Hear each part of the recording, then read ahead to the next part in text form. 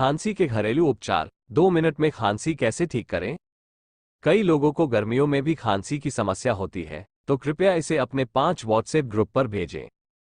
खांसी को दूर करने के लिए काली मिर्च, काला नमक, अजवाइन, हरी इलायची, गुड़ और अदरक का सेवन बेहद असरदार साबित होता है।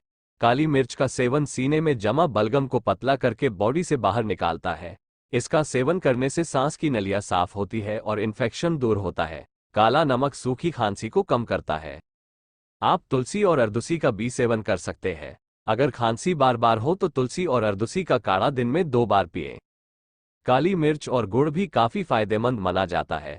काली मिर्च और गुड़ का काढ़ा या अदरक और गुड़ का काढ़ा दिन में 2 बार पिएं। सोने से पहले नमक वाले पानी से करें गरारा।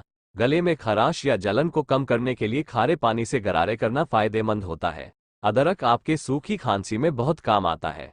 बार बार खांसी आने पर आप अदरक के टुकड़े को चबा सकते हैं, इससे खांसी में राहत मिलती है।